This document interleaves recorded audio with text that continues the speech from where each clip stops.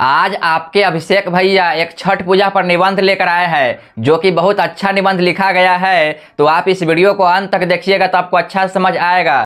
तो चलिए मैं अच्छा से आपको पढ़कर बताता हूँ। उससे पहले इस वीडियो को लाइक कर दीजिए और चैनल को सब्सक्राइब कर दीजिए। चलिए मैं अच्छा से इसको पढ़कर आपको बताता हूँ। अब चलिए मैं छठ पूजा पर निबंध आपको पढ़कर बता देता हूँ। जैसे जैसे मैंने लिखा है ना इसमें वैसे ही आप अपने कॉपी में लिखिएगा। अब चलिए मैं आपको पढ़कर बता देता हूँ। देखिए छठ पूजा पर निबंध है। देखिए यहाँ पे है ना इतना लाइन आपको छोड़ना है। जैसे ही इतना लाइन छोड़ेंगे उसको आगे लिखना है। देखिए छठ पूजा हिंदुओं का एक प्रमुख त्योहार है। छठ पूजा हिंदुओं का क्या है? एक प्रमुख त्योहार है। इतना समझ गए। अब आगे देखिए इसे सूर्य षष्ठी या डाला छठ भी कहा जाता है। इसे सूर्य षष्ठी या डाला छठ भी कहा जाता है। अब आगे देखिए यह त्योहार कार्तिक शुक्ल पक्ष के चतुर्थी से सप्तमी तिथि तक मनाया जाता है। इतना समझ गए। अब आगे देखिए यह विशेष रूप से बिहार और झारखंड राज्य में मनाया जाता है। यह विशेष रूप से कहां कहां मनाया जाता है? बिहार और झारखंड में। इतना समझ गए। अब आगे देखिए अब आगे आपको है ना पैराग्राफ चेंज करना है। जैसे ही पैराग्राफ चेंज करेंगे उसके बाद आगे लिखना है छठ पूजा 4 दिनों तक चलने वाला त्योहार है।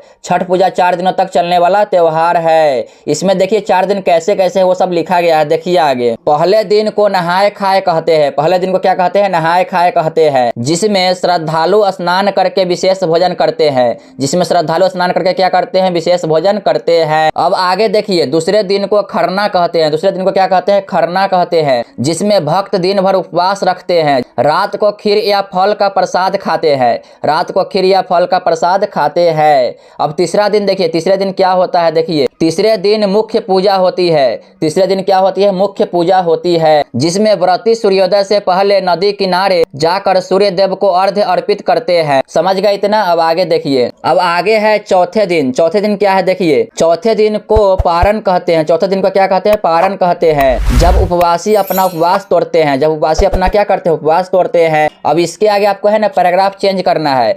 जैसे जैसे लिखा है वैसे ही अपने कॉपी में लिखिएगा तभी आपको अच्छे नंबर मिलेंगे। अगर आपके एग्जाम में ये वाला सवाल आएगा तो आपके अच्छे नंबर मिलेंगे। जैसे जैसे मैंने लिखा है वैसा ही सेम टू सेम आप अपने कॉपी में लिखिएगा। यहाँ पे है ना आपको पैराग्राफ चेंज करना है। यहाँ पे लिखना है यह त्योहार भगवान सूर्य देव और छठी मैया को अर्पित है। इतना समझ गए। आगे देखिए भारतीय समाज में छठ पूजा का बहुत महत्व है। भारतीय समाज में छठ पूजा का क्या है? बहुत महत्व है। यह पर्व एकता और भाईचारे को बढ़ावा देता है। यह पर्व एकता और भाईचारे को क्या करता है? बढ़ावा देता है। इतना समझ गए। अब आगे देखिए इस अवसर पर लोग एक दूसरे के साथ मिलकर पूजा करते हैं। इस अवसर पर लोग क्या करते हैं? एक दूसरे के साथ मिलकर पूजा करते हैं। इतना समझ गए। अब आगे देखिए लोग स्वास्थ्य समृद्धि और संतान सुख के लिए प्रार्थना करते हैं।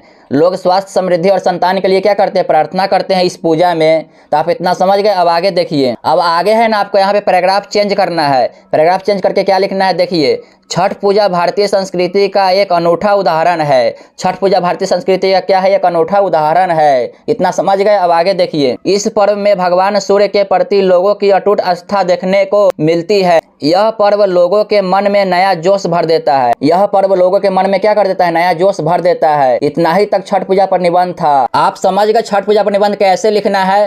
पहले आप इसको स्क्रीनशॉट ले लीजिए।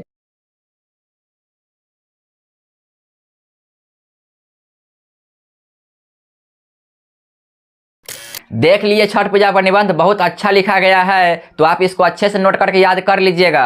बहुत ही इंपॉर्टेंट है। छठ पूजा का मात्र 2 से 3 दिन बचा हुआ है। तो आप इसको अच्छे से याद कर लीजिए। चलिए मिलते हैं ऐसे ही और वीडियो के साथ। तब तक के लिए जय हिंद जय भारत।